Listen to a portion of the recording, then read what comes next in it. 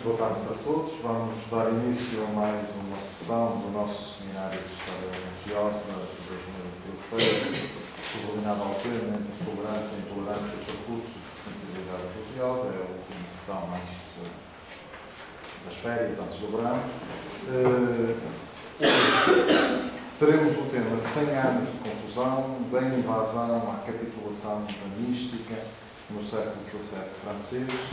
E para abordar connosco, temos o Dr. Alexandre Duarte, que é professor cá na casa, na Faculdade de Teologia, é formado em doutorado em Teologia pela Pontifícia Universidade de Comilhas, na área de Teologia e Espiritualidade, precisamente com um trabalho sobre esta época, que vamos ter a oportunidade de ouvir falar, concretamente um trabalho sobre Fenelon. Por isso, certamente vamos ouvi-lo falar de uma época que lhe é muito cara e em que ele é especialista, certamente ouvi-lo-nos com muito gosto.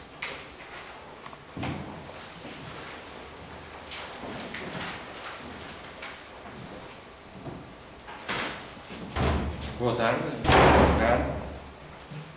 e começo por agradecer as palavras da minha apresentação e, sobretudo, e porque sois os mais importantes aqui, a vossa presença neste fim de tarde, que se calhar fosse mais convidativo para estar a comer um gelado junto à praia, propriamente para ouvir alguém falar de umas coisas que retirou dos resquícios de arquivos poeirentos há uns anos atrás.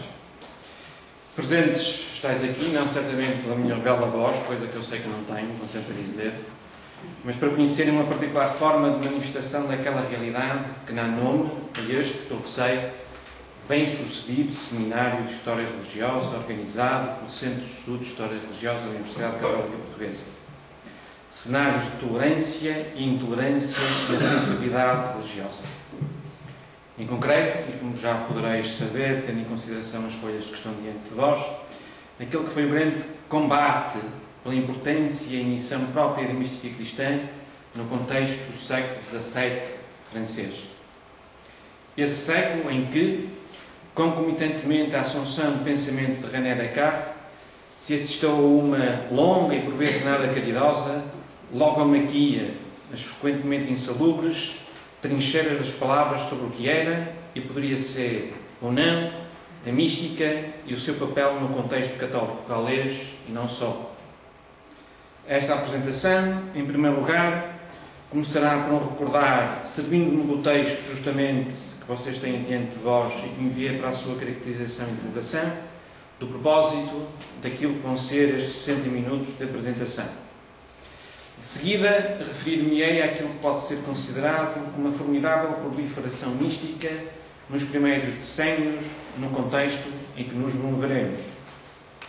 Num terceiro momento, iremos ver, em breves traços, e a partir de dois confrontos emblemáticos, as principais questões presentes em tal combate acerca da mística. Num penúltimo ponto, exporei como é que, a partir de distintas causas, tais conflitos findaram no genuíno maguido político-teológico. Enfim, rematarei esta apresentação com uma brevíssima conclusão. Comecei pelo propósito e irei seguir quase que textualmente o texto que tenho diante de vós. Por uma convergência de fatores fora do comum, mas historicamente compreensíveis e bem conhecidos, o início do século XVII vê, em França, o surgir de, nas palavras de Henri Bremont, uma série de invasões místicas. Estas invasões, germinando de contextos laicos e em nítido contraponto com os desejos de uniformização de práticas por parte da Igreja Galicana e dos monarcas galesas, estas invasões, referia eu, configuraram uma espiritualidade católica centrada na vivência de uma relação intimíssima do sujeito com Deus. Uma espiritualidade que parecia colocar entre parênteses o valor das mediações instituídas e o da reflexão teológica mais abstrata.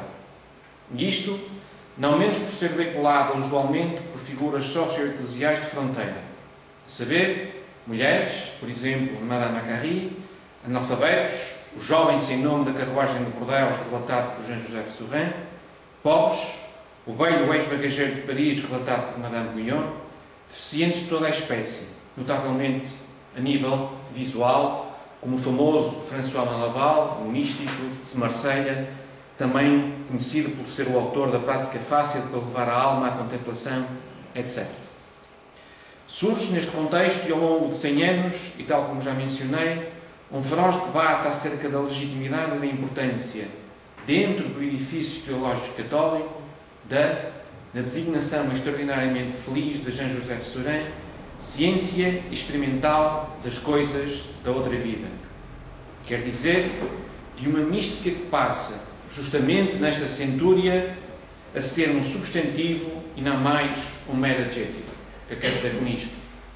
Deixa-se de falar de mística como meramente uma categorização, uma adjetivação de algo que a precedia, teologia mística, vida mística, experiência mística, e passa-se a falar da mística como realidade concreta e com um pleno sentido em si mesmo. Se para quem defendia a mística e a sua linguagem valorizava a mística e a mesma, a mística era a essência e meta da vida da fé. E a sua linguagem não era senão a mais adequada para se tentar dizer o indizível que irrompe da respiração do amor entre duas liberdades. A liberdade divina e a liberdade humana, libertada por aquela. Já para quem rejeitava ou desprezava a mística e a sua linguagem, a mística era, no mínimo, uma futilidade perigosa. E o modo de se plasmar literariamente a própria mística era uma soma de barbarismos teológicos e vacuidades de mentes. Como não poucas vezes aconteceu na história da Igreja, o amor, que pode perder, mas não fazer perder, perdeu. O amor, que pode ser condenado, mas jamais condenar, foi condenado. O amor, que pode ser morto, mas jamais matar, foi sepultado. Desse modo, ao longo de um longo inverno da mística católica, com quase 200 anos, seguiu-se às suas exéquias. Sabemos hoje que extemporâneas. É isto que espero ser capaz de vos transmitir, com algum interesse neste fim de tarde. Comecemos então pela invasão mística.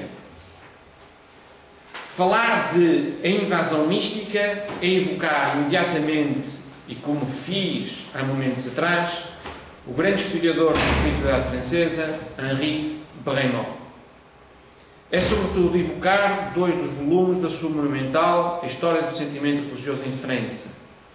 Justamente aquele que tem por título aquele trinómio, a invasão mística, e um outro, denominado a conquista mística. O século XVII foi o grande século da mística francesa, infinitamente mais variável e notável do que aquela do, na minha opinião, injustamente afamado século XVI espanhol. Disse injustamente afamado e não o disse de ânimo leve. Disse-o, pois, embora muitos dos seus autores se tenham tornado estandartes da reforma católica tridentina a nível da espiritualidade, bastantes deles acabaram por, psicologizando a espiritualidade, reduzir esta a uma cartografia da sua própria interioridade psicológica e não de uma intimidade espiritual sempre impossível de mapear a régua e esquadro. Uma cartografia que se tornou, de um modo profundamente errado, normativa para a ponderação da normalidade e do valor da vida espiritual de tantas e tantas pessoas, desde meados do século XVII até aos inícios do século XX. Temos aqui a imagem de Teresa de Jesus e do João da Cruz, em que não apenas estas duas pessoas, mas sobretudo estas duas pessoas vivem e descrevem aquilo que são meramente processos psicológicos de interiorização da sua existência e confundem-nos com experiências espirituais e místicas. Mas tal foi a importância que eles acabaram por adquirir ao longo do tempo, que começou-se a estimar todo aquele que não vivia aquilo que eles diziam que era paradigmático e normativo na vida espiritual, dizia eu, todos aqueles que não viviam isto, começaram a ser tidos como pessoas que ou não desenvolviam a sua vida espiritual, ou então que a viviam de uma forma, vamos dizer, que amputaram da sua virtualidade. É evidente que nós não podemos absolutizar nenhuma vida espiritual. Todos nós somos distintos e, embora todos nós tenhamos que passar por alguns estados meramente indicativos, nenhum de nós os vive da mesma forma, tal como Teresa de Jesus e João da Cruz apresentam. Mas acrescemos a França e deixem-me mostrar, numa síntese visual, as correntes espirituais que, por motivos geográficos e culturais, confluíram pela tradução de obras provindas dessas correntes num seio de uma sociedade cristã francesa que se ia abrindo às questões espirituais e místicas. E isto após o período verdadeiramente traumático das guerras religiosas decorrentes da anti-reforma luterana e calvinista. Neste sentido, reparemos que a França é como, tal como os franceses dizem, um hexágono. Um hexágono que se tornou charneira entre as grandes zonas em que surgiram as mais importantes escolas de espiritualidade desde o período tardo-medieval. As franciscanas, a sudeste, a sudeste, a cisterciense feminina e a renana, a este, a inglesa, a noroeste, a das beguinas, a flamenga e a devócio moderna, a nordeste, a do iluminismo místico espanhol, a dos recorridos franciscanos, a dos reformadores carmelitas e, enfim, a inaciana, a sudoeste.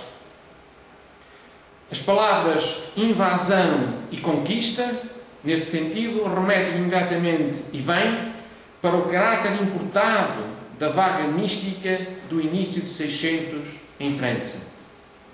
Estudos realizados por historiadores como Jean Arcival e Jacques Lebrun apontam para o facto de que até à década de 40 do século XVII, entre 50% a 60% da totalidade dos livros editados, reeditados e reimprimidos em França foram traduções de livros de espiritualidade e de mística, que haviam sido escritos naqueles outros quadrantes geográficos em que surgiram estas escolas de espiritualidade.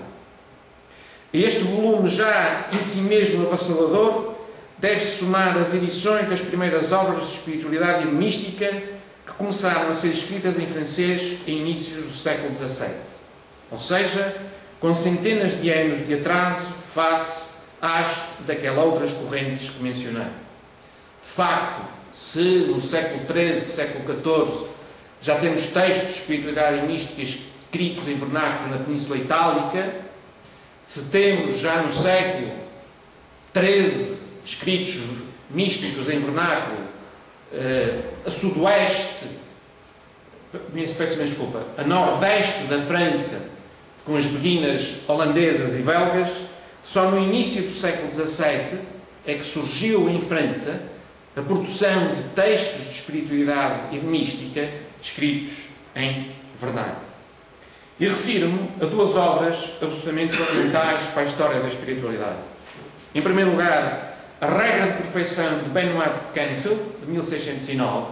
Embora este autor seja um capuchinho inglês, e é curioso que, como podeis ver aqui, surgiu primeiro um texto em inglês desta obra, mas que foi a tradução indevida e não autorizada dos seus apontamentos, que dariam no ano seguinte, então sim, a publicação autorizada da Regra da Perfeição em francês, em 1610.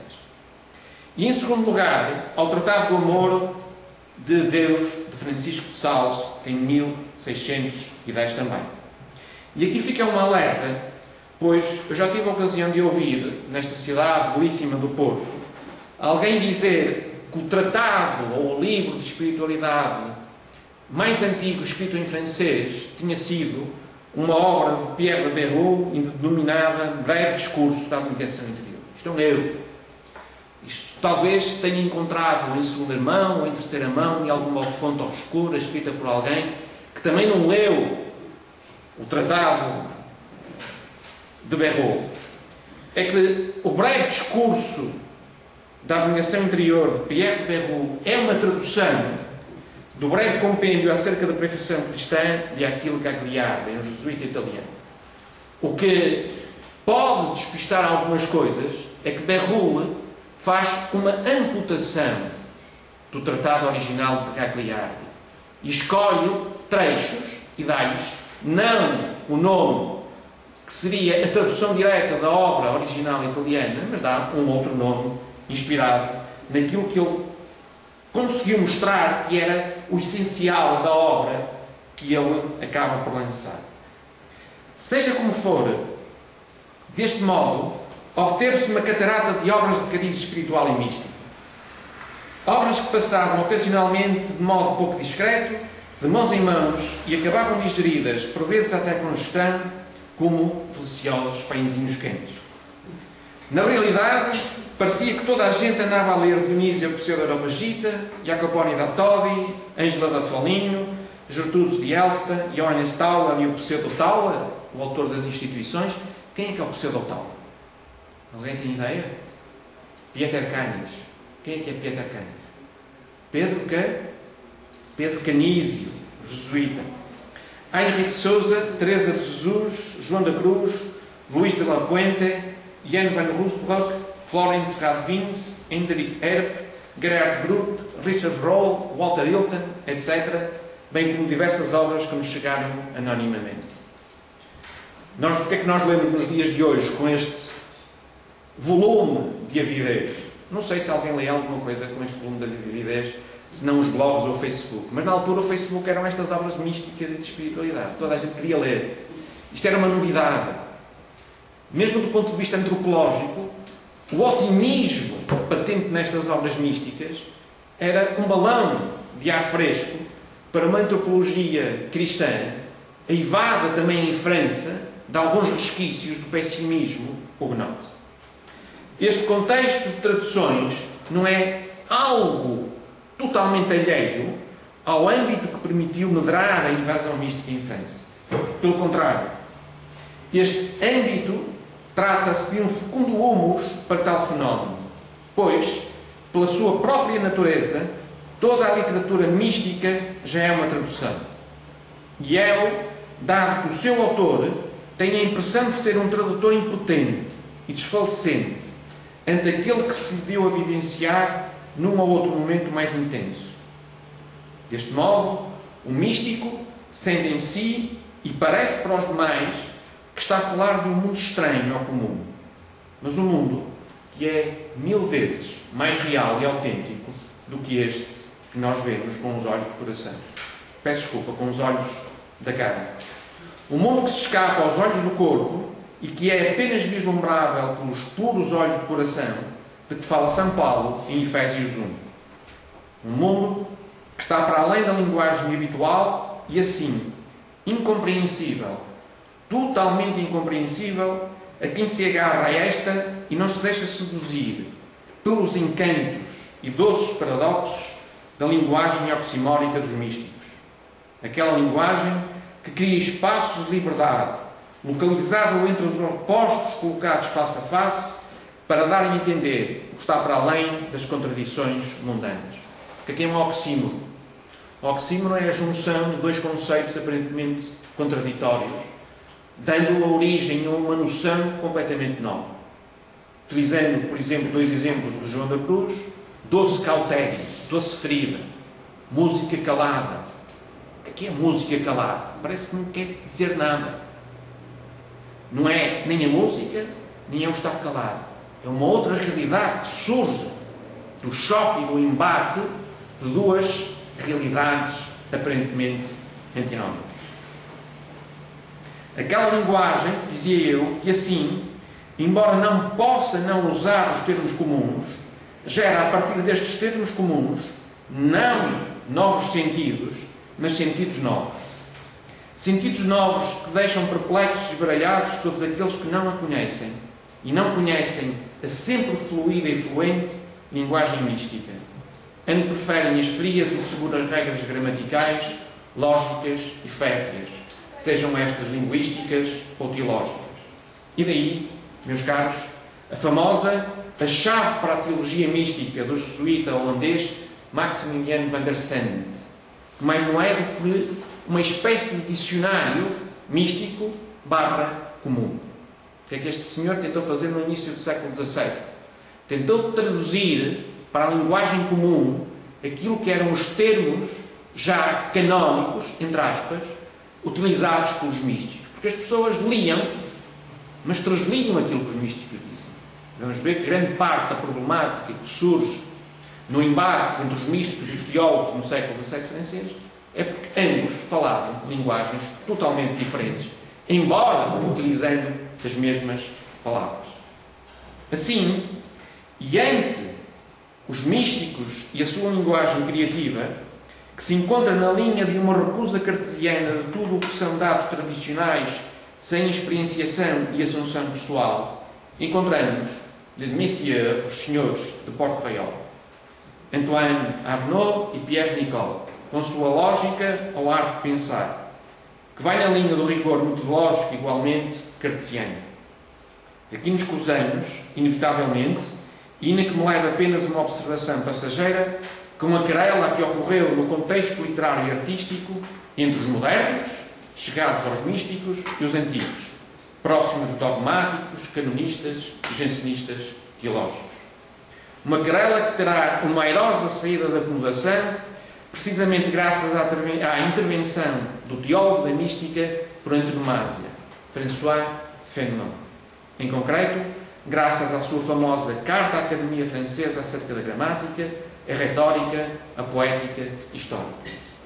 Ou seja, se de um lado temos os místicos, do outro lado temos os canonistas, os dogmáticos e os jansenistas, paralelamente a estes, de um lado temos aqueles literatos e artistas que queriam experimentar coisas novas, que até admitiam como admissível importar para o francês termos provindos de outros idiomas se isso comportasse um enriquecimento da língua francesa. Do outro lado, como aqueles que achavam que se devia reproduzir meramente os clássicos e que se devia criar um francês, porque o francês está a ser criado nesta altura. O primeiro dicionário francês surge em finais do século XVII.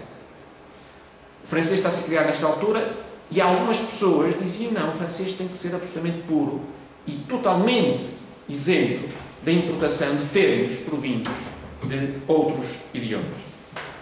Mas, por favor, não me deixem perder o rumo e assim regressemos em conjunto ao problema da linguagem mística.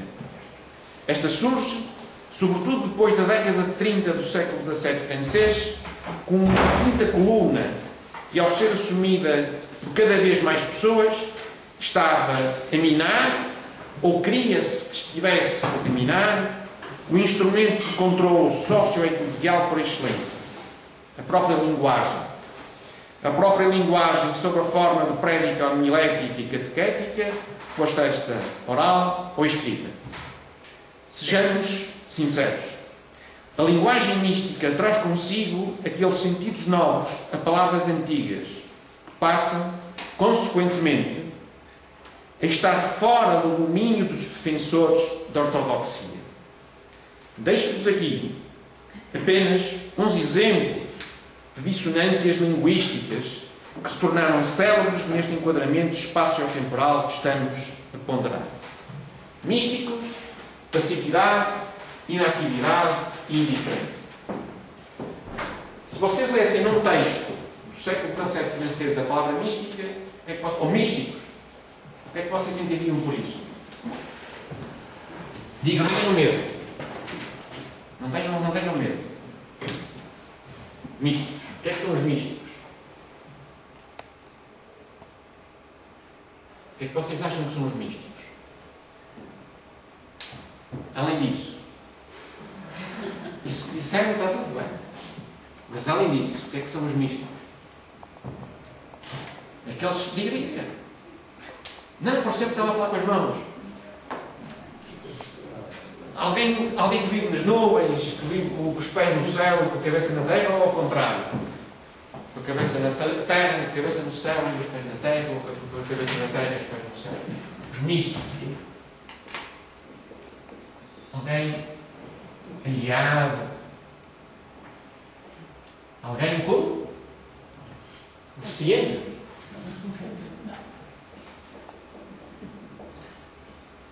Mais? Contemplativo. Alguém contemplativo.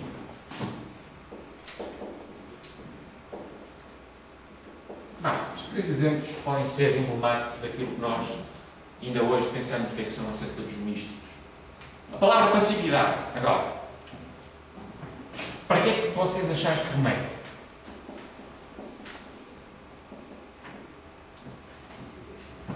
Deixar andar.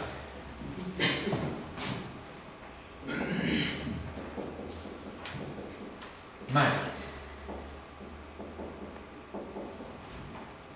Aceitar o que vem sem ser da sua ação.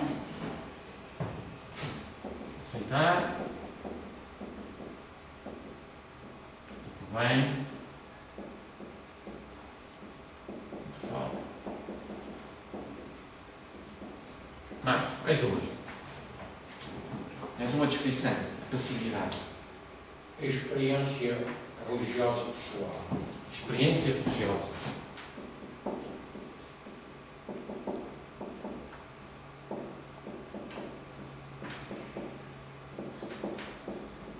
Muito bem. De facto, temos aqui duas descrições bastante corretas. Inatividade agora.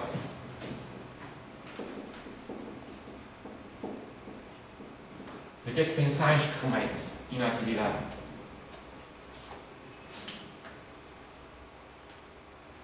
Parece um bocado parecido com passividade.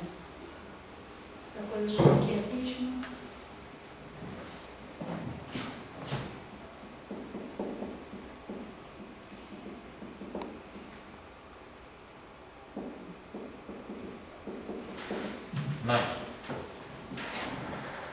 Mais uma. Temos 13 contas. Ficamos por dois?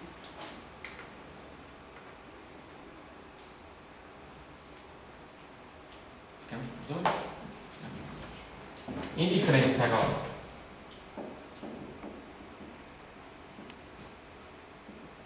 O que credes que diz? O que significa?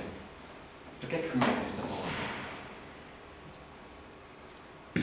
Tratado do amor de Deus, Francisco de Sales, a santa indiferença. Remete para aqui. Indiferença. Tanto faz. Tanto faz.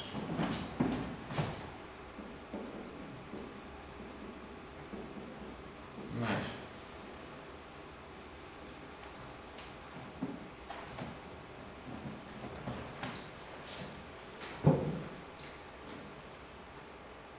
Diga. E arriscar dizer alguma coisa? E assim, por acaso, agora sabe a ideia. Era parecido com tanto faz. Não me importo. Não me importa. Desinteresse. Sim. Mais alguma? Ficamos também por dois. Aceitar na confiança. Viver na confiança. Muito bem. Vamos lá então ver o que é que estes termos significam. O que é que isto significa no século XVII francês? O que é que significa também hoje? Se vocês lerem um texto de mística contemporânea, um Thomas Merton, um Roger Schultz, etc., e se estes termos estiverem lá presentes, e se vocês não souberem, por favor, não vão consultar o dicionário da Porto Editora. É um outro sentido para essas mesmas palavras. As palavras são exatamente as mesmas, mas têm um outro sentido. É por isso que apresentar numa tese de mestrado de espiritualidade na bibliografia, não a consulta de um dicionário de espiritualidade mística, mas o dicionário da Porto Editora, é um convite para disparar. Vamos ver. Então, místicos. Místicos é usado para designar não os autores de escritos místicos, nem os místicos no sentido de alguém que tem uma experiência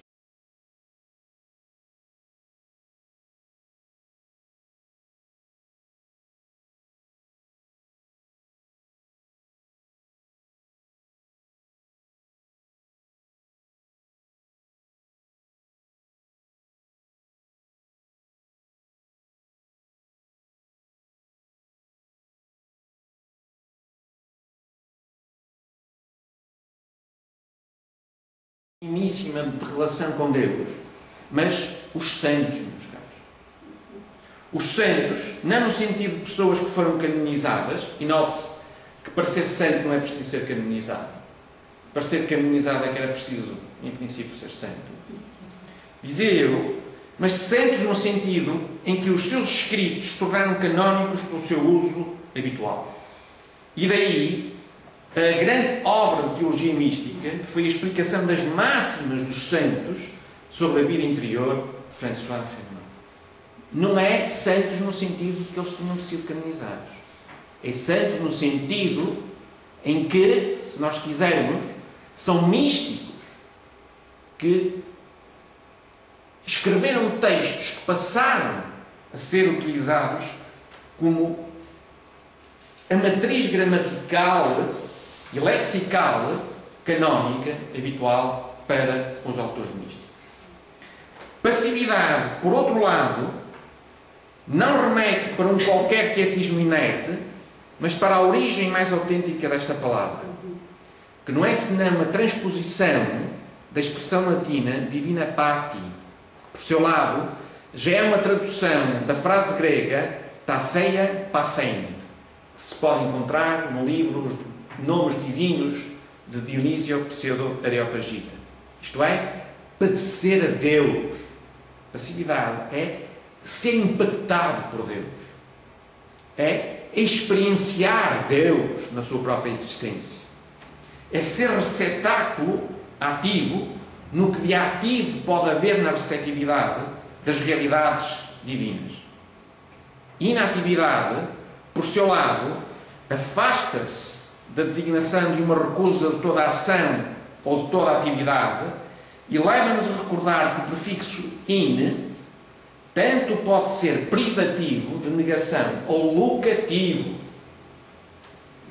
Inatividade quer remete, o in, para um prefixo locativo. É uma ação interior. É a ação de Deus no coração do sujeito, ou do sujeito nesse próprio coração que está habitado por Deus. Por fim, e apenas para baralhar, para aumentar a confusão, indiferença é mesmo um prefixo in, peço imensa desculpa, a indiferença é mesmo negativo. É indiferente. Mas diferente por seu lado é o quê? É não igual. Portanto, temos uma dupla negação. Não igual. Indiferente é optar livremente por algo sem se deixar coagir por inclinações afetivas internas ou movimentos externos. Portanto, não tem nada a ver com o tanto faz, com o desinteresse, com o viver na confiança. Não. Tem a ver com o ser livre, com o ter uma liberdade liberta de todos os meus apegos interiores e todas as formas de coação exterior que nós podemos estar, de alguma forma, submetidos. Fénelon, nesta obra que acabei de colocar aqui em baixo no PowerPoint, tentou não só explicar tudo isto, mas fazê-lo no contexto teológico ou positivo dogmático. Positivo no sentido em que ele busca fundamentar as suas afirmações nos textos da patrística e dos principais místicos da história da Igreja. Dogmático, porque ele tenta traduzir aquilo que os místicos diziam de acordo com a linguagem, se nós quisermos, utilizada na academia teológica pelos especialistas na reflexão teológica dogmática. Por mais que isto possa ser interessante, nós devemos continuar, meus caros. E avançamos para a parte da minha exposição que denominei de Apocalipse místico. Na realidade, um apocalíptico paradoxo resultante do que acabamos de ver é que as mulheres e os homens, a leiga Madame Macquarrie, Pierre de Bérulle, o jesuíta Pierre de Coton, o cartucho Richard de Beaucousin, a carmelita Margarida do Santíssimo Sacramento de Parigot, o jesuíta Jean-Baptiste de Saint-Jour, a Ursulina Maria da Encarnação, o sacerdote secular Jacques Galleman, o leigo Antoine de Fénelon, cofundador da Companhia do Santíssimo Sacramento, etc. Dizia eu, as mulheres e os homens que estiveram por trás da antes aduzida importação, assunção, recriação e ulterior criação profundamente original, foram tidos rapidamente como suspeitos. As suas ideias e comportamentos socio-eclesiais eram surpreendentes e até extraordinários, sobretudo postulavam a importância de uma vivência com Deus que fosse íntima e irreiterável. Conceito que chocava diretamente com a normalização espiritual e mística, na linha de uns escritos carmelitanos que progressivamente passaram a ser aquilo que apontavam para o que era canónico na vida espiritual e mística. Neste sentido, a desconfiança a respeito da mística surge e, inerentemente, a necessidade de se defender a mesma, não só como um modo vivencial de relação com Deus e também literário de tradução dessa vivência, mas como uma legítima forma de fazer teologia, tal como é coedamente admitido cada vez mais por teólogos dogmáticos, por exemplo, como Luís Lavaria, Olegário de Cardenal, Walter Casper, Bernardo Sesloé. Todos eles dizem o seguinte: se os místicos foram aqueles que mais intimamente viveram a Deus, devemos ouvir o que é que eles dizem sobre Deus para fazermos a nossa reflexão teológica a nível dogmático. A necessidade de se defender a mística, afirmava eu, passa a ser fundamental. Irei referir apenas 2 casos paradigmáticos deste genuíno apocalipse, no duplo sentido deste termo.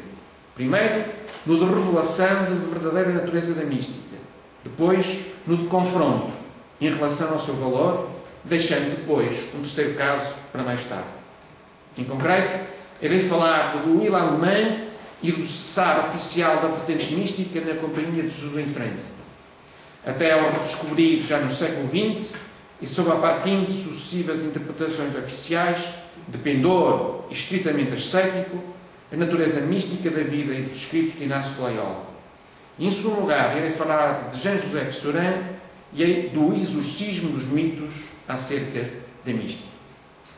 Pois bem, Louis Lallemand surge na história entre os anos de 1628 e 1631. Com as suas palestras pronunciadas no âmbito de uma terceira aprovação jesuíta, em Rouen, e no que dará a origem póstuma a uma das mais fascinantes obras de espiritualidade cristã, a doutrina espiritual do Padre Lallemand. Palestras pronunciadas, dizia eu, diante de um acotovelado público humanamente adulto e amadurecido, espiritualmente experiente, com sensibilidade e personalidades totalmente desencaixadas e distintas umas das outras, e, em especial, orientado para os mais diversos campos de atividade pastoral. Saber, futuros vapos de uma poiesis que ainda hoje nos comove, mártires de sangue às mãos dos iricoeses, e aqui nos cruzamos com o filme Black Robe, que eu sei que alguns de vós tiveram a oportunidade de assistir, aqueles pessoas que se ofereciam como voluntários para serem missionários em zonas geográficas em que sabiam que eram provavelmente objetos de um futuro martírio, foram todos eles, no âmbito da Nova França, formados espiritualmente por Louis Lallemand. Professores de gerações sucessivas de sábios, odiados confessores de corte, místicos extraordinários, exorcistas aventureiros, chegamos a falar de um, santos vestidos com uma pobre e gasta batina negra, escritores de renome, apologistas da fé e da Companhia de Jesus, respectivamente, diante dos Hugonotes e da Viperina Pena de Pascal. Mas também enormes estudiosos e não menos enormes missionários, que percorriam a França desde o Maciço Central às densas florestas de Nouvelle-France, e aqui temos novamente o filme Black Robe, passando pelas úmidas e supersticiosas escarpas da Bretanha e da Normandia. Imprimindo um cunho místico às suas preleições, perfeitamente justificado pela matriz inicial inaciana, Lallemand centra-se na vida da interioridade como o único meio de se evitar o ativismo voluntarista apostólico e de se fecundar qualquer empreendimento pastoral. Mas as reservas a este respeito não tardaram, e o próprio Muzio Vitellecci, quinto sucessor de Inácio de Loyola como propósito geral da Companhia de Jesus, e na linha do seu predecessor Cláudio Alcaviva, declarou a sua espiritualidade discordante com o espírito da mesma, aconselhando-o a manter-se dentro das fontes e métodos aprovados pela Companhia. E isto, pois receava que, sendo Lallemand, nas suas palavras, totos místicos, todo místico, isto pudesse colocar em causa a viabilidade de poder permanecer no cargo de instrutor da terceira aprovação. Cargo este que, note-se, é tido como sendo o do guardião por antonomasia da vitalidade e da mentalidade da Companhia de Jesus. Os seus superiores em França tranquilizam o propósito geral da Companhia de Jesus. Mas a partir daí, esta ordem, também em França, Afasta-se decidida e a nível oficial da mística, com tudo o que isso implicaria de modulação do pensamento psíquico dos reis a quem confessavam. Os reis franceses começavam a ver a mística como algo que deviam fazer frente. Afastamento oficial, pois, de uma mística que, mesmo que com algumas notáveis exceções, que surgem como ovelhas negras no meio de um oceano de níveas ondas bazudas, afastamento oficial de uma mística que dizia: a Companhia de Jesus tardará a redescobrir como nuclear para o seu modo de ser. Uma destas exceções, e justamente aquela que na minha exposição servirá para nos dizer algo mais sobre algumas das mais salientes questões relacionadas sobre o Apocalipse místico, uma destas exceções, afirmava eu, é a de Jean-Joseph Surin. Nascido em Bordeaux em 1600, frequentador do Carmelo local para onde foi viver uma das primeiras discípulas de Teresa de Jesus, Surin acaba por entrar para a Companhia de Jesus ainda como jovem. Todavia, a sua entrada para a história ocorreu 34 anos depois de ter nascido, em 1634, quando foi encarregado pelo seu provincial e pelo próprio Richelieu de ser o exorcista da superior das Ursulinas de Loudun, Jeanne des Anges. Tratou-se de uma missão que ele assumiu com um espírito rogeriano, isto é, estimulando a verbalização das aberrantes inquietações daquela religiosa e escutando-as, de um modo incondicional, na linha de um D'Artagnan que, com estocada da sua atenção, digladiasse com as lamencentas obsessões daquela. Surin emergiu desta missão e, após três tremendos anos, peço desculpa, totalmente escutado e acreditando estar possuído. Perante a sua deplorável condição, ficou encarcerado na enfermaria do Colégio Jesuíta de Bordeaux. Aí ficou virtualmente recluso durante cerca de 20 anos, incapaz de falar, sofrendo dores atrozes que o limitavam nas mais básicas e necessárias tarefas cotidianas, passando longos períodos totalmente paralisado e padecendo a incompreensão e, por vezes, a violência terrível dos seus pares, os quais acreditavam que ele estava louco e totalmente incapacitado, fosse para o que fosse. Mesmo durante estas horrendas trevas, Surin recebeu imensas graças místicas fora do comum. Ele nunca perdeu a consciência durante este tempo. A par desta esparsa evolução, Surin começou a sair muito lentamente do seu estado e, depois de recuperar totalmente, entrega-se nos últimos anos da sua vida a uma admirável atividade apostólica de, em primeiro lugar, afamado acompanhante espiritual, depois de abnegado pastor entre os mais desfavorecidos e, enfim, de ímpar escritor espiritual.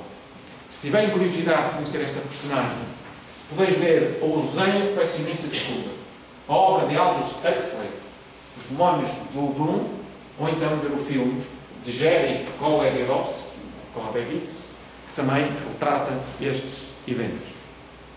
Para Surin, fruto desta sua vivência intimíssima e intensíssima, a busca da perfeição espiritual na cena do amor, ou seja, a mística, ser místico é isto, é buscar o amor maior e melhor, passa a ser entendida como essencial. E este facto, a ponto de ter passado o resto da sua vida a pugnar pela mesma, em especial contra o carmelito calçado Jean Chéron, autor da tragicomédia teológica Exame da Teologia Mística, publicada com a aprovação de distintos provinciais jesuítas em 1657. Para este autor, Chéron, e naquilo que se tornará um leitmotiv ao longo do restante do século XVII, para todos os opositores da mística, a mística é fruto de uma avalanche de afetos e ilusões que impedem toda a compreensão, bem como o uso da mesma para fins doutrinais.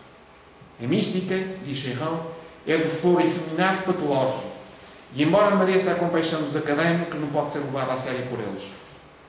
Perante isto, Surin busca estabelecer a verdade e a necessidade da relação entre, por um lado, a experiência espiritual mais ou menos profunda e a sua reflexão, e, por outro lado, as demais ciências teológicas.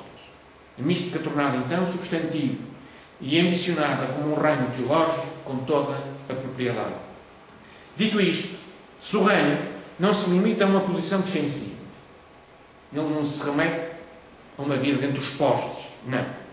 Ele remete-se também ao ataque. Um avançado sempre.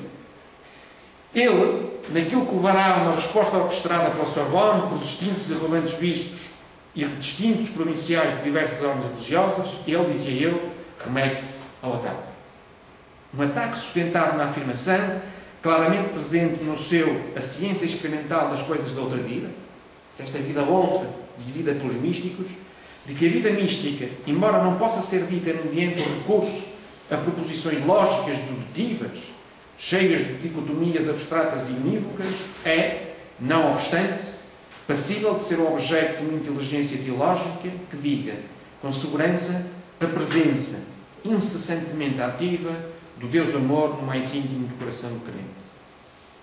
A mística surge também, e assim, e numa generalização que espero que me perdoem, como um símbolo privilegiado da passagem de um mundo que estava a desaparecer para outro mundo, novo, desconhecido, que na continuidade daquele o reciclava em novas formas.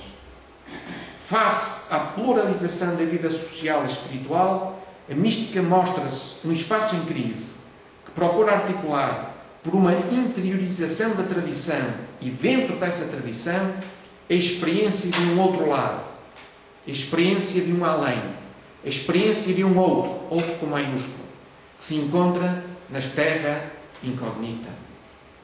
Uma nova identidade é buscada, tacteada, como se tratasse de um náufrago que se tenta agarrar a uma hóstia consagrada para evitar morrer afogado. A mística surge, então, como uma vertente de protesto de liberdade, face às formas consagradas de apropriação oficial da religião pelos especialistas. Fossem esses teólogos dogmáticos, canonistas ou figuras de hierarquia, que também em resposta ao subjetivismo protestante tentavam tolher o contacto pessoal com Deus. O que é novo, então, não é a mística, mas o seu isolamento, a sua objetivação face àqueles que decidiram deixar de crer ou de participar nas realidades sobre as quais e nas quais essa mesma mística se estabelece. Peço imensa desculpa, eu repito. Se estabelece. A mística, portanto, e por um lado, a ser revelada numa sua autenticidade, a que hoje nós celebramos, e que repito aquilo que já disse há pouco, a busca da capacidade de amar mais e melhor, que era concomitante a uma modernidade nascente que ia sendo recusada, e ao mesmo tempo, por outro lado, a querer ser remetida para as sombras num velamento rápido, como se de um fantasma se tratasse. Será isto de facto que acontecerá. Passaremos a ver isto mesmo, de seguida, mediante a apresentação daquilo que eu denominei a capitulação da mística. O cenário para a mística na França de 600 não era favorável. E mais delicado ficou com o confronto motivado, meus caros. Isto vai parecer uma espécie de novela mexicana, mas é mesmo assim. Motivado por invejas femininas, entre dois dos mais respeitados prelados franceses. Por um lado, François Fénelon, íntimo de Madame Guyon, e por outro, Jacques Benin Bossuet, íntimo de Madame Maintenon, a esposa secreta de Luís XIV, desde o seu casamento morganático. Sabeis o que é um casamento morganático? Pessoas de diferentes estratos sociais. Depois da morte da primeira esposa de Luís XIV, Maria Teresa de Áustria. Na realidade, Fénelon, preceptor dos netos de Luís XIV, havia-se colocado no meio de uma futura tormenta entre duas mulheres, Madame Guyon e Madame Maintenon. Por um lado, fizera-se próximo de Madame Guyon e da sua espiritualidade e dos interesses amoroso.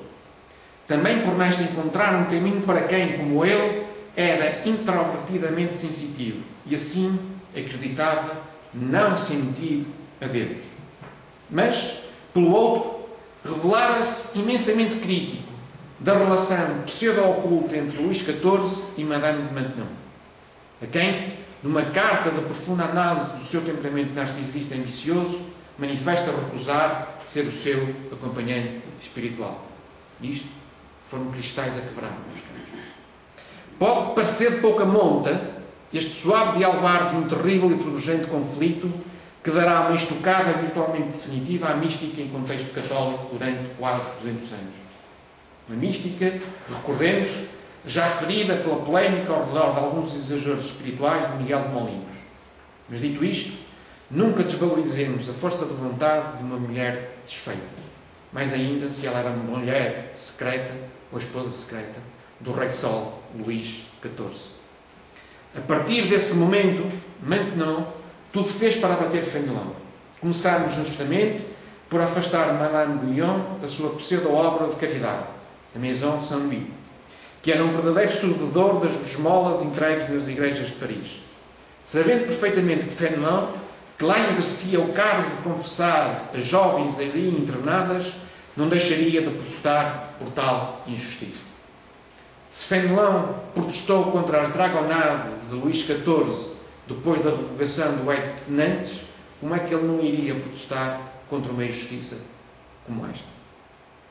E, na verdade, foi justamente o que ele fez, acabando, pouco tempo depois, por ser afastado de tal obra pseudo-caritativa, que mais não era do que um esforço de Maintenon buscar, socio-eclesialmente, o reconhecimento público da sua situação conjugal com Luís XIV.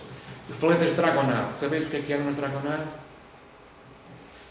Após a revogação da autorização e da liberdade de culto dada aos protestantes calvinistas em França, Luís XIV pediu não só a sacerdotes que evangelizassem no catolicismo aquelas pessoas que tinham passado para o calvinismo, mas levou que os dragons, uma espécie de tropas de elite francesa, fossem para essas zonas de missão, meus queridos, fazer uma evangelização à base de pancada. E é o que disse Luís XIV, peço imensa desculpa, Fenelon a Luís XIV, meu caro, com as dragonades, nós até estaríamos capazes de converter ao Islão. Portanto, não tem nada de mérito dizer que eles passaram para o catolicismo. E ele diz isto claramente a Luís XIV, numa carta, embora anónima, que enviou a Luís XIV. Receando o poder que Fenelon possuía, ou que ela queria, pensava, possuir, junto dos netos de Luís XIV, Maintenon pede a Jacques Benin Bossuet, apodado desde Saint-Simon como a Águia de Meaux.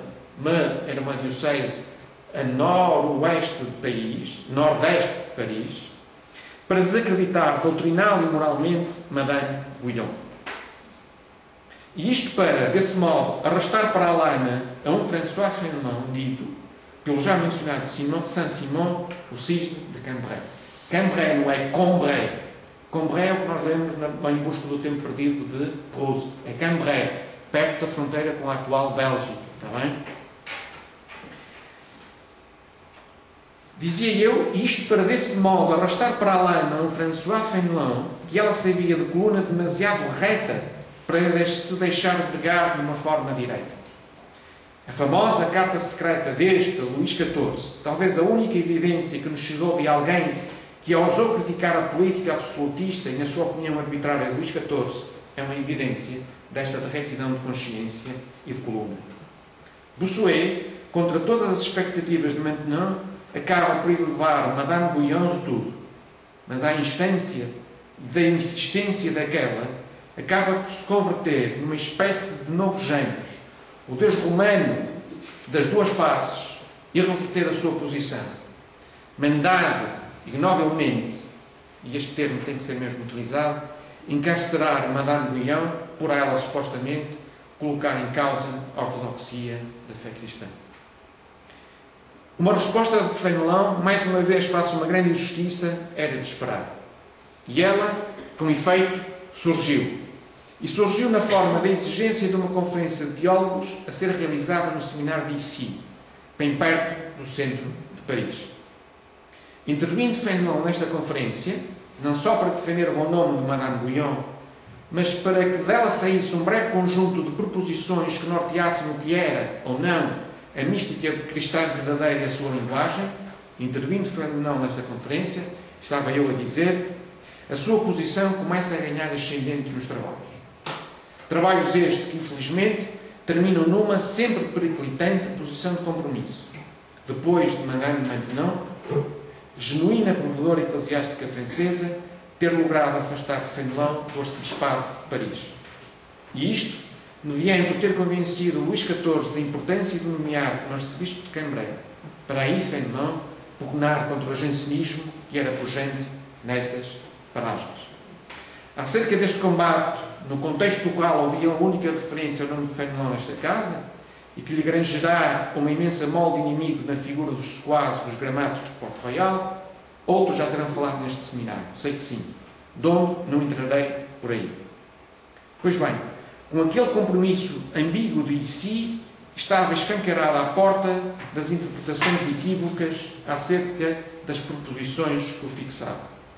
E Bossuet, mais uma vez instigado por Madame de Maintenon, escreve o manuscrito de um deplorável texto de nome Instrução sobre os estados da oração, tendo como subtítulo Contra os erros dos falsos místicos dos nossos dias. Texto este, ao qual Fénelon recusa dar a sua aprovação, não menos porque dá-se conta que por detrás de uma suposta escrita descomprometida estava um violento ataque dissimulado à mística. A mística acerca de Bossuet, acerca da qual Bossuet não sabia nada. Bossuet era o homem dos cadernos do Colégio de Navarra. Sabia a teologia que tinha estudado nos bancos da escola. Era um ótimo, um brilhante artilheiro homilético. Mas a nível de mística não sabia nada. Ele, nas conferências de si, reconheceu que não tinha lido nada até aquele momento, nem de Teresa d'Ávila, nem de João da Cruz, nem de Eckhart, nem de Tolé, nem de João van Roosevelt, de ninguém. Os místicos para ele eram totalmente desconhecidos. Mas ele, não obstante, escreveu uma obra para tentar difamar a mística. Meus caros, pedir a uma pessoa como esta para ser árbitro do que é verdadeira mística é pedir a um francês para arbitrar um Portugal-França. É uma desgraça. Neste inteirinho, Fénelon, o teólogo da mística por excelência, aquele que tudo fez para enquadrar a mística dentro de uma linguagem teológica análoga à dogmática, neste inteirinho, Fénelon, dizia eu, para clarificar as motivações e objetivos de si, escreve a sua obra magna, a explicação das máximas dos santos sobre a vida interior. Esta obra, que apesar de ser de difícil leitura para quem desconhece a terminologias problemáticas místicas, merece estar, na minha opinião, entre as mais famosas de todas aquelas que já foram escritas no contexto da espiritualidade cristã. Esta obra, dizia eu, foi, lamentavelmente, um passo mais decidido para encaminhar a mística em contexto católico para o seu funeral. A mesma, na realidade, é recebida de um modo muito negativo em diversos quadrantes. E aproveitando-se desse facto, Maintenon, sempre ela, omnipresente na história de Fénelon, pede ao Bossuet para mover um processo canónico para condenar e assim desaprovar diretamente a Fénelon. Este, convicto que uma sua eventual condenação seria a condenação de tantos místicos canonizados pela Igreja, nos quais ele baseara a escrita da sua obra, recusa ser julgado por um dos seus pares, Bossuet, e assim recorre diretamente para Roma. É na cidade eterna que durante 2 anos se moverá ao ritmo de novos processos, peço imensa desculpa, que se moverá ao ritmo de novos escritos em vernáculo e novas traduções daqueles para o latim, o processo contra um Fénelon, entretanto impedido por Luís XIV de sair da sua diocese de Cambrai, dado que Maintenon convencera de que só assim o contágio do suposto pietismo de Fénelon não chegaria aos seus netos. Tal processo, vilmente conduzido por Bossuet, os termos são para ser utilizados, meus caros, que não se eximiu de usar todos os mais deploráveis estratagemas, tal como ameaças, subornos, mentiras, difamações, intercessões de cartas de Fénelon enviadas para o Papa, etc., dizia eu, tal processo só terminará em 1699. Em março deste ano, que Inocêncio XII, vocês veem aqui representado, pressionado por 2 iniciadoras cartas de um Luís XIV, que diz que o Fénelon é condenado ao homo-ruptura total entre Versalhes e o Quirinal, dizia eu, é nos inícios de 1699 que Inocêncio XII cede. E cede, diz-se que entre lágrimas que o fizeram depois querer levar Fénelon ao cardinalato, algo que ele recusou por 2 vezes, para não reabrir frechas no seio de um episcopado galês que ele desejava unido contra o jansenismo, e cede, dizia eu, pedindo Inocêncio XII aos cardeais que estavam a apreciar a questão da ortodoxia de algumas frases da obra de Fénelon para as proclamarem incondenáveis.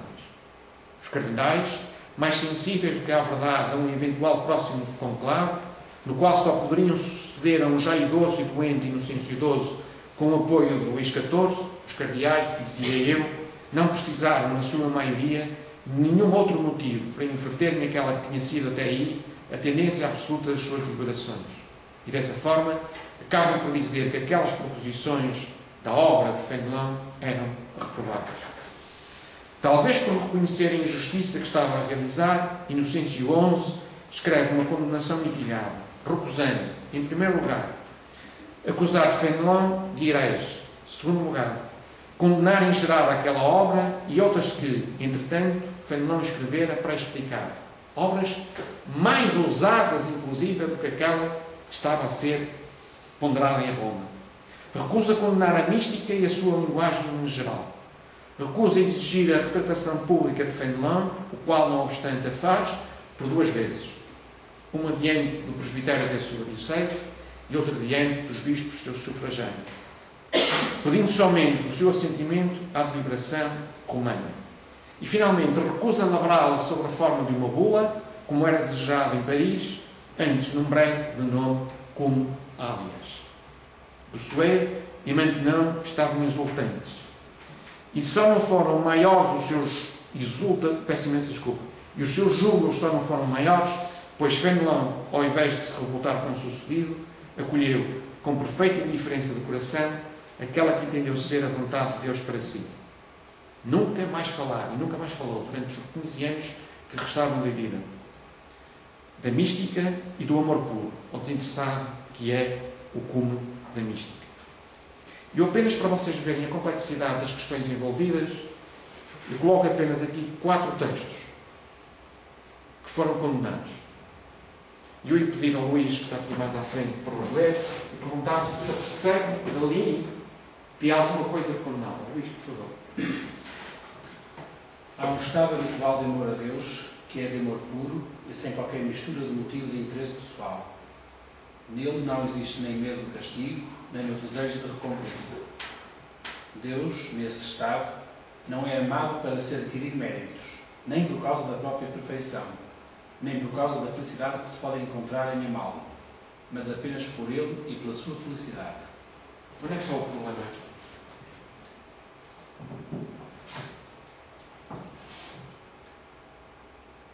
Põe em causa a autoridade, não é? Porque ali... No texto em si mesmo. Luís, a segunda. No estado de santa indiferença, Já sabemos o que é quer dizer indiferença. a alma já não tem desejos voluntários e deliberados, motivados pelo seu próprio interesse, com exceção daquelas ocasiões em que não coopera fielmente com a graça. Onde é que está aqui o problema?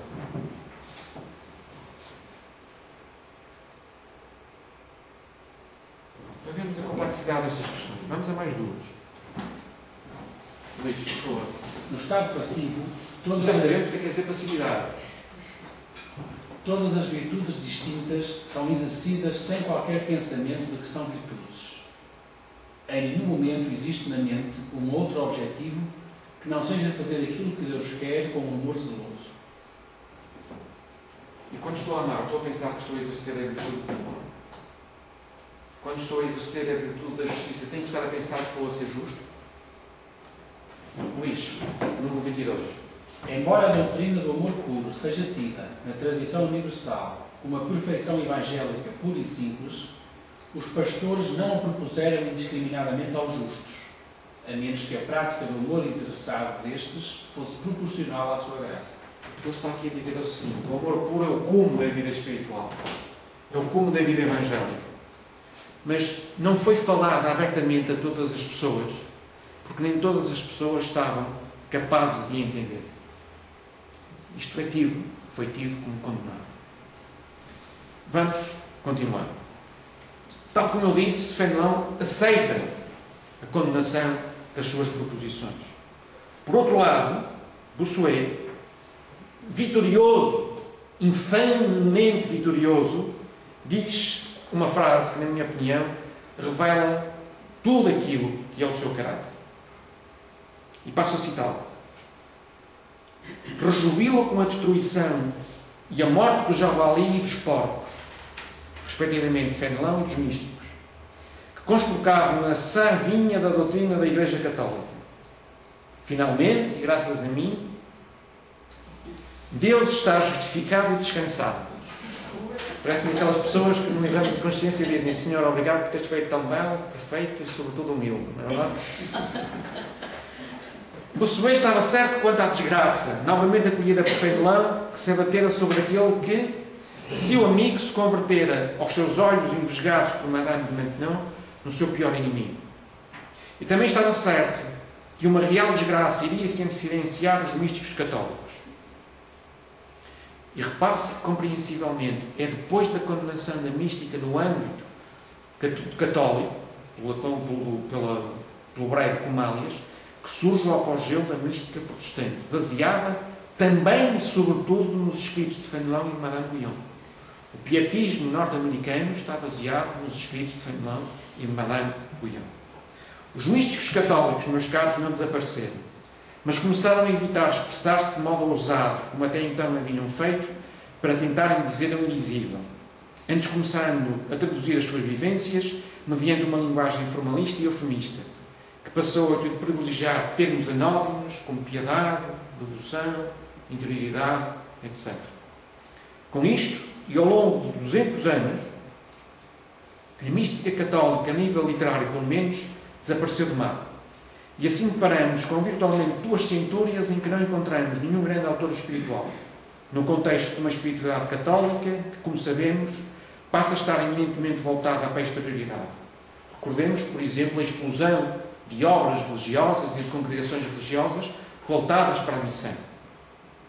Em todos os lados há exceções. Aqui também aconteceu assim. É assim justo referir, entre outros, a autora anónima do Abandono à Providência Divina, que durante cerca de 200 anos foi atribuída ao jesuíta Jean-Pierre Caussat. Hoje sabemos que foi uma senhora, não sabemos o nome dela. Jean-Nicolas Groulx, o autor da minha opinião admirável obra Manual das Almas Interiores. Groulx foi um confessor de uma família nobre numa Inglaterra onde os católicos eram perseguidos. Ele foi um dos emparedados, daqueles sacerdotes que viviam nas catacumbas ou entre as paredes dos castelos para poder celebrar às escondidas a Eucaristia às famílias nobres e inglesas. Teresa de Lisieux e John Henry Newman, já em finais do século XIX, etc. Todavia, e mesmo que tarde, a história viraria a dar razão às aspirações dos místicos e do próprio Fenelon, no que concerne à relevância da vivência e celebração de um Deus que, por um lado, não é senão amor e que, por outro lado, nos pede para o tentarmos amar do mesmo modo como Ele nos ama, a saber, de uma forma gratuita, tanto quanto a nossa consciência é capaz de o desejar. Todos nós, católicos de hoje, meus caros, quer o saibamos, quer não, também somos discípulos, quer deste grande homem, quer dos místicos antigos e seus coevos que ele sempre quis defender. Estou a concluir. E falo-ei de um modo muito breve, pois creio que terei logrado ser minimamente claro na minha apresentação. No século XVII francês, deparamos com uma das mais graves formas de conflito e de intolerância intra-eclesial, que, sem ser sistemática ou herética, ocorreram na Igreja Católica. Grave, em primeiro lugar, porque ia ao cerne do que era e é ser um cristão. Uma pessoa que segue não um conjunto de palavras académicas ou doutrinas abstratas, mas uma pessoa, Jesus Cristo, que pode e deve ser conhecida experiencialmente. Grave, em segundo lugar, na medida em que malogrou uma das primeiras experiências conscientes de apelo à aceitação da alteridade epistemológica teológica. Uma epistemologia teológica profissional bem mais próxima, a da mística, da de Cristo e da dos seus primeiros discípulos. Grave, depois, porque evidenciou que a justiça e o amor podem, mesmo na Igreja, e sempre que esta coloca os interesses seus e dos poderosos do mundo à frente da verdade a quem deveria servir, dizia eu, a justiça e o amor podem ser desprezados e esmagados, tal como aconteceu. Grave, e enfim, e para não estar a prolongar estas palavras, porquanto o seu desenlace iria cercear a espiritualidade católica durante 200 anos com um colete de forças de gelo. Eu agradeço a vossa atenção, a vossa paciência, o vosso carinho, e sei que é habitual formularem algumas questões. Eu estou, evidentemente, disposto a isso. Obrigado. também e vamos agora dar o espaço para alguma observação, ou não são necessariamente questões, observações, questões relativamente